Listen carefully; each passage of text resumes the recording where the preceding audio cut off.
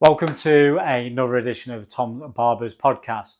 We started the journey of creating this Toms Barbers Podcast to showcase local businesses and people of the Lincoln area that are doing fantastic things. Today is no different. Today we are meeting Lewis Chapman, who works for Almond Financials. He's a fantastic lad. He's been coming here for about 5-6 years, maybe longer. So let's have a look. Let's go and meet him now.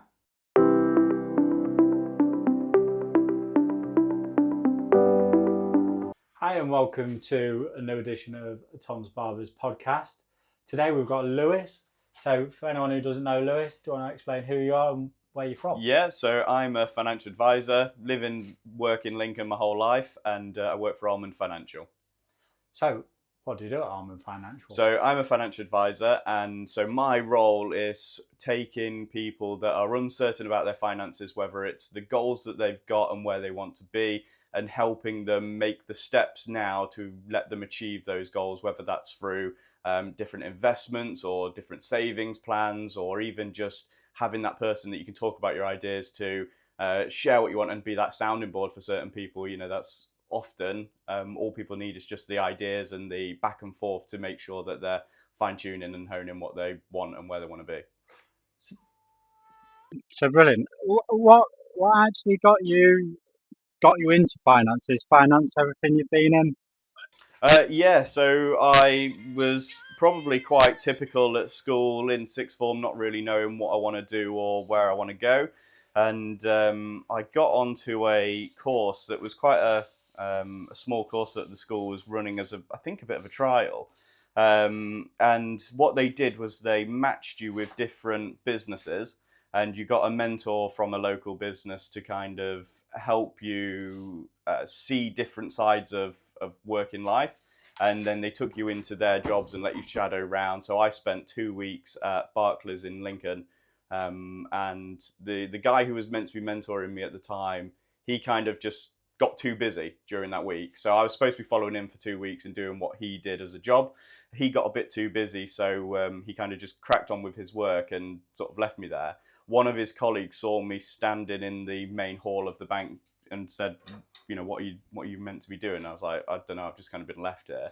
And she took me under her wing and basically organised and arranged for me to go around all the different roles within the bank and to spend a day with each individual person and to see what they do. And so I got a bit of experience then seeing the advisor side of the bank as well, and the one-to-one relationships and the help that they were able to give to people, you know, finding their problems. And then by the end of, you know, an hour, 2-hour meeting, seeing the clarity come to those people and the help that they were given, it really stood out to me. And then that was the route that I kind of just knew I wanted to take. And so I worked towards doing that through the apprenticeship route. So I got an apprenticeship at a firm a number of years ago, and then got made redundant from that after a couple of years. But I'd by that point been able to do all of my my exams and qualifications, and then got the job with Almond Financial when we were very, very small, and we've grown and grown since then, and the growth has been exceptionally quick, really. So we've gone from stranded person in Barclays to your career. It's amazing how it all works out. So obviously you talked about qualifications. What qualifications do you need and what qualifications have you got? Yeah, so there's a few different routes that you can take on the qualification side. I think now there's even some university degree courses that people are going on in the industry. But the route that I took was through what's called the Chartered Insurance Institute.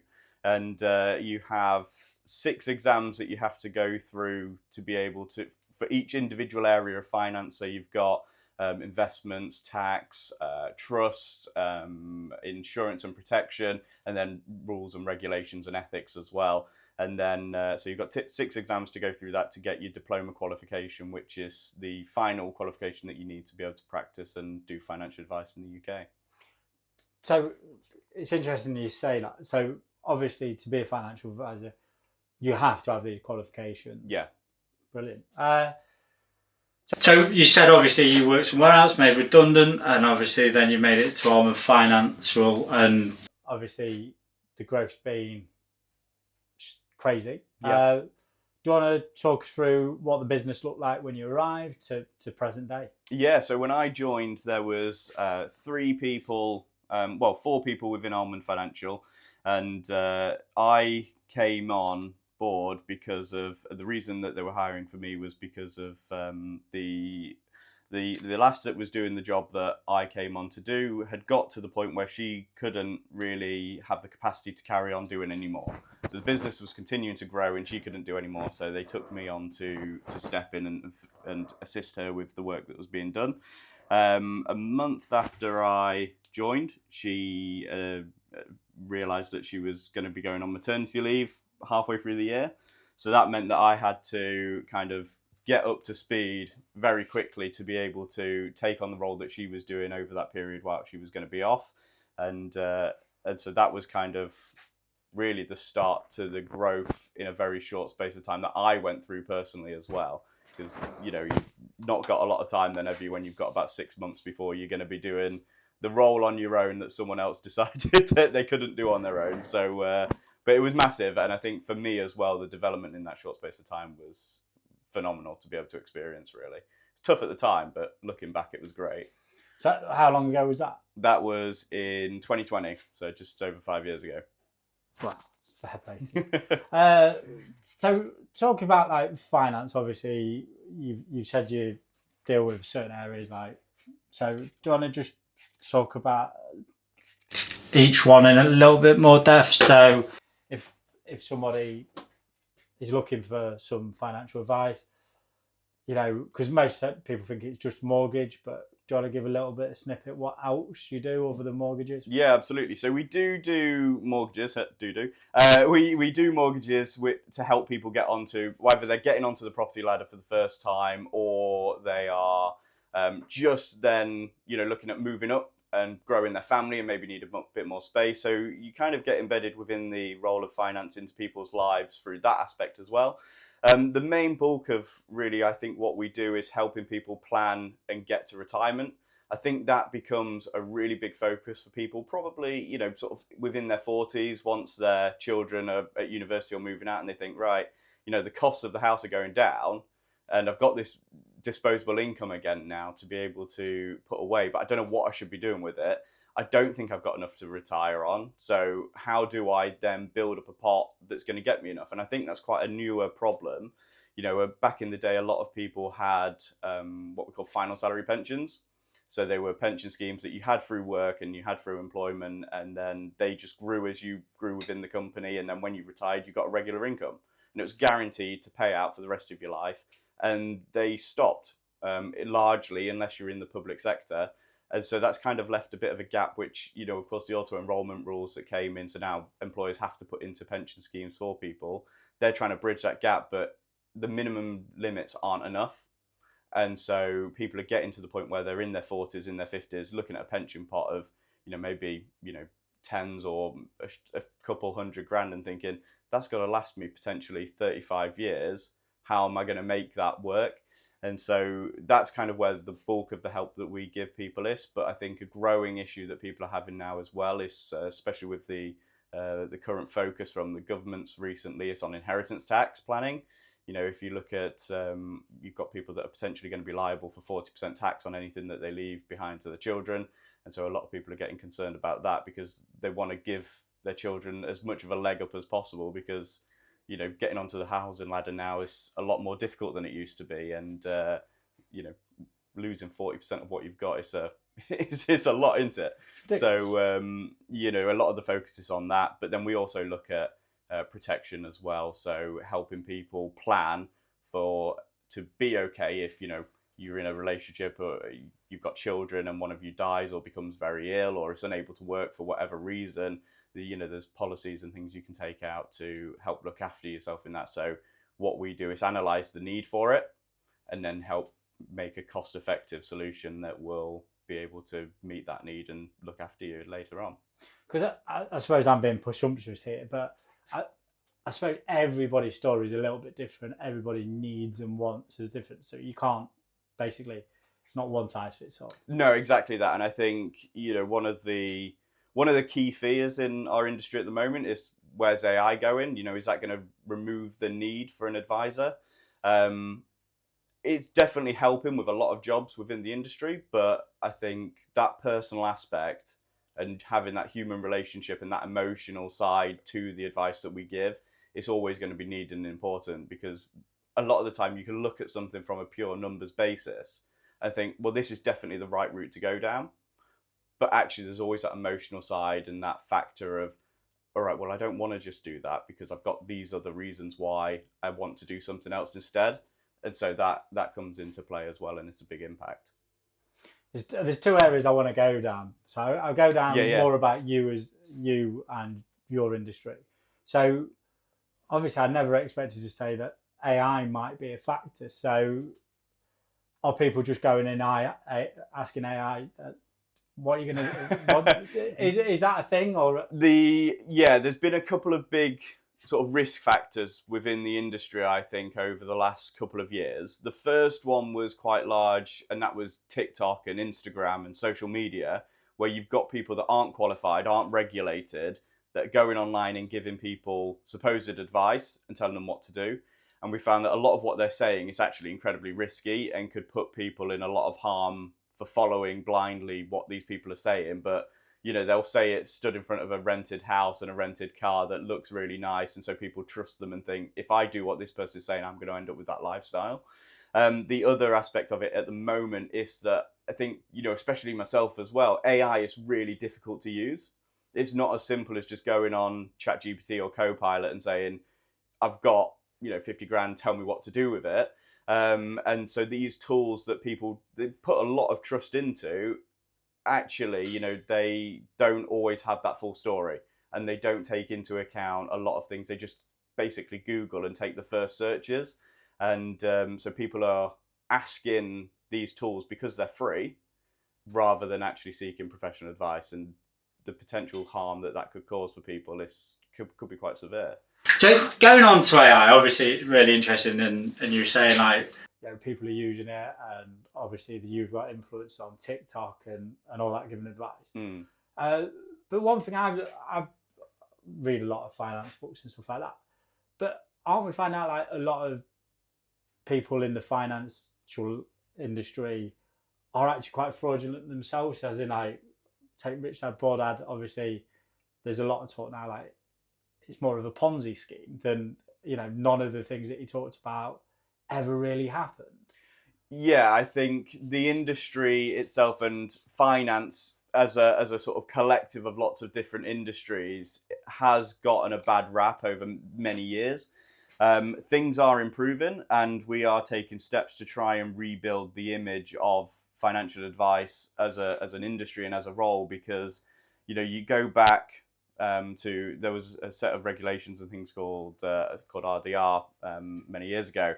And before those rules and those regulations came into effect, the industry there was no regulations needed. So you had unqualified people that weren't regulated doing basically whatever they want.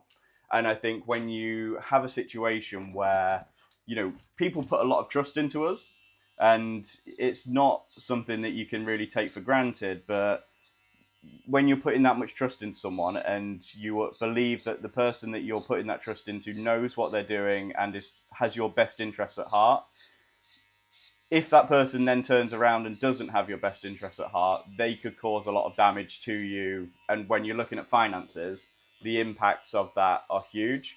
And that's where the issues came from.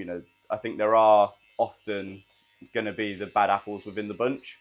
But unfortunately, the way that the rules and regulations were set up back in the day, by essentially not having any, meant that those people could really sort of get their claws into people and do some real damage.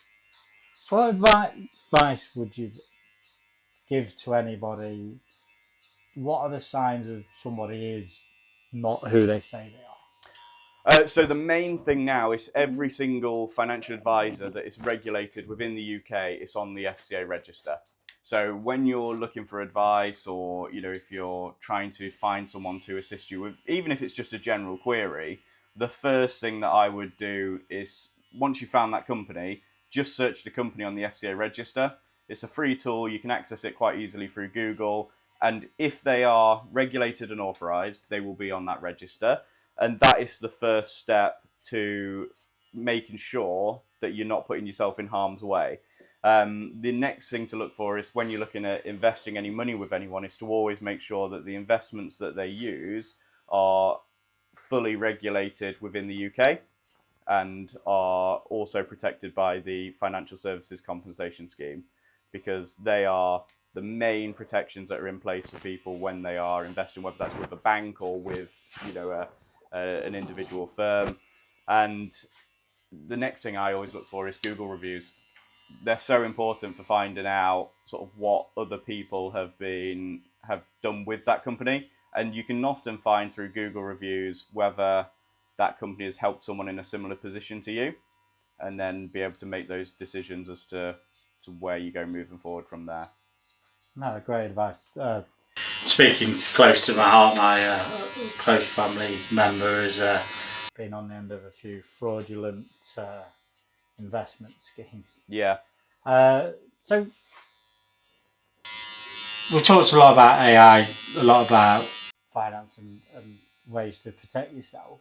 What other advice would you give to somebody who hasn't started saving, hasn't started their financial journey? What advice would you give them, or recommendations?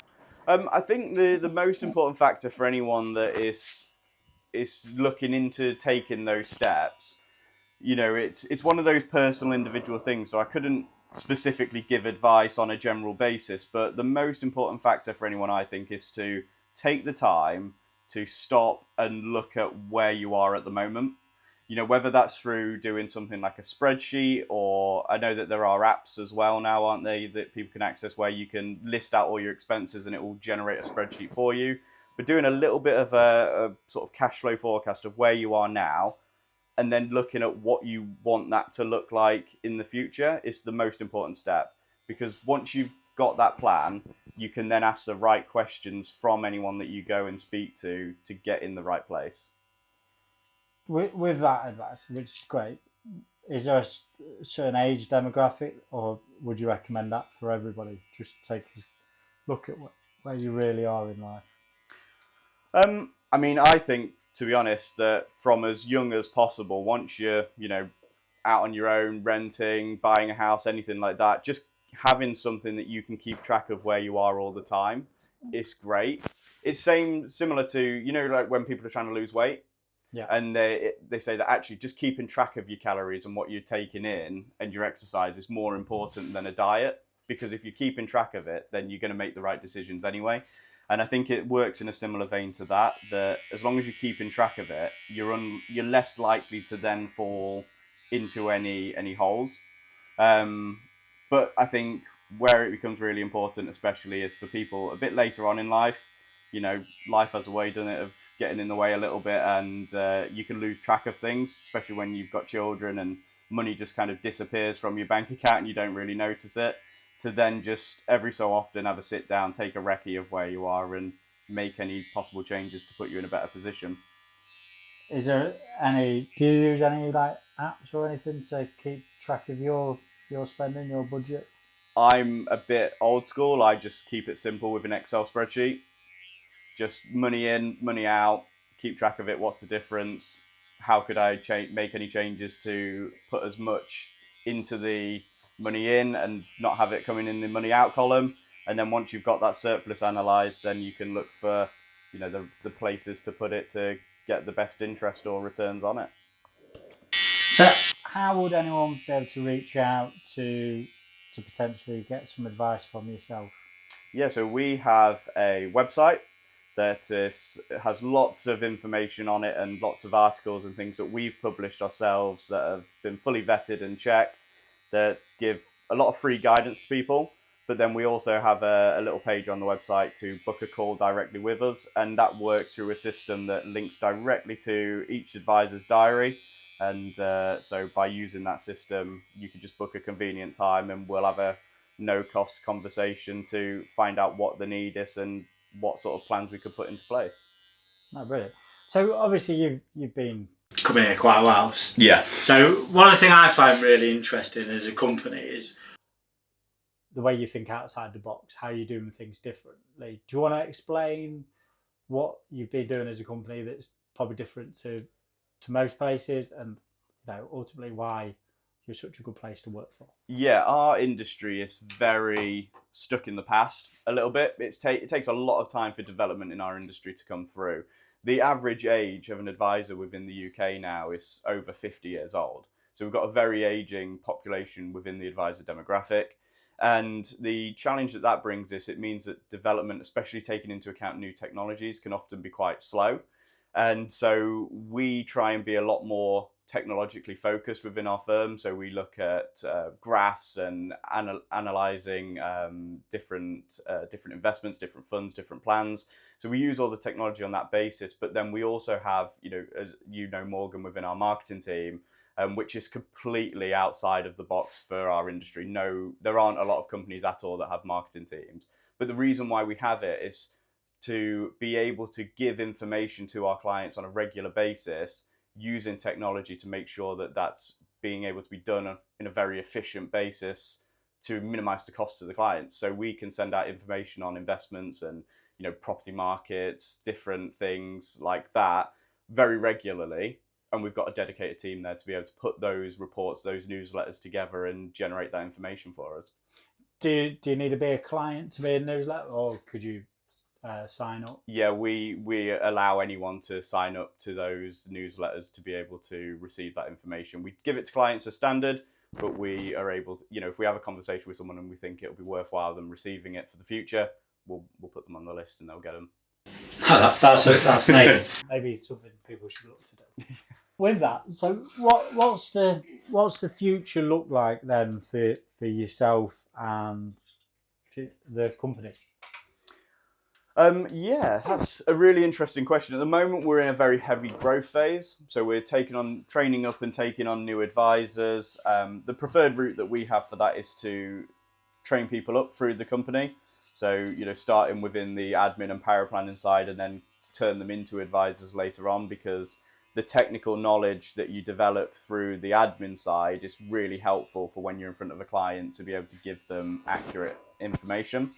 And we're growing as well largely. As I mentioned, the aging population within the advisor sort of world within the UK, a lot of advisors are now getting to the point where they're retiring. So we are now in a position, through a lot of the information that we put online and the reputation that we have, a lot of advisors are coming to us and wanting us to take over their businesses when they retire. So we take on a lot of clients from that side of things. And that's between new clients that come through the website and the marketing teams work to improve the SEO on that side, and taking over from retiring advisors. We're in a very heavy growth phase at the moment. Fair play to you. So I know it's obviously, you mentioned Morgan then comes in here, and your media side of it. What things you've been doing to immerse yourself in the community, and have you got any more future community projects or businesses you link up with and support? Yeah, this is something that we're massively trying to improve on moving forwards, and it takes a lot of work, of course, but and it's a slower process than you'd think. But especially with COVID, we went very heavily Zoom based. So a lot of the meetings that we were having with our clients were done over Zoom, and so we've got clients that are up and down the country that we only see via Zoom. But there's a certain element to the relationship that you have with someone that you can't really build on Zoom. And so we do a lot with our clients in terms of events to meet people face to face in a more social setting and build that more personal side of the relationship. But then outside of our own clients as well, we had a stand at the Lincolnshire show. So we went there and we had some games and things for people to play to sort of extend that outreach within to the community and let people know that financial advice exists, because I think it is a bit of a hidden world. I don't think as many people know that financial advisors, who they are, what they do, or even whether it's a service that they could make use of. I think a lot of people seem to think, that you have to have millions to be able to make use of a financial advisor, and that's certainly not the case. And so we're doing a lot there, events like the Lincolnshire Show, to try and extend the sort of reach that we have as a company and as an industry. So that leads us into probably nicely our final and last question. So you mentioned like you don't need to have thousands and thousands. You know, what kind of would be the ideal person to contact you? You know, because that's the thing that I've always struggled with. How much do you need? Would you be laughed at if you went to see a financial advisor? You know, ideally, what's the starting point? It sounds really cliche, but there isn't really a starting point. You know, just asking the question and having that clarity and guidance on where you want to go. And of course, you know, we have those conversations with anyone, and there's no cost to the first meeting. We don't hide any information behind a paywall and say, well, I'm not going to tell you that unless you pay me. The whole purpose of those meetings is to give people as much information, as much guidance as possible. And so I would say that, you know, there's no minimum barrier to that, because if you've not got a lot of money at all and you're in a little bit of a pickle, then that's a good time to be having those conversations to get yourself out of that situation into a position where you're then going to be able to start building wealth. But at the same time, if you've already got that pot, those savings built up, then that's also a good time to make sure that you're being as smart with that money that you've got as possible. So what we will do is obviously link all your contact details somewhere in the video. So it's been an absolute pleasure to have you today. Yeah, thank you. Fantastic to listen to someone within a financial industry that, like you say, nobody really gets to talk to. And hopefully it will inspire many people who do watch this to reach out and actually try and change their financial futures for the better. So anyway, thank you very much. Thank you very much, Tom. Cheers.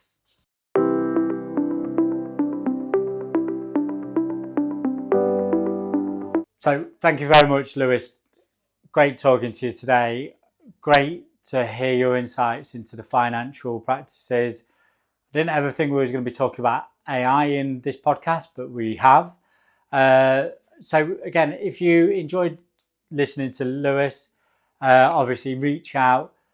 There's no better time to start your financial journey than now. So reach out, and thank you very much. Hopefully we'll see you in the next podcast.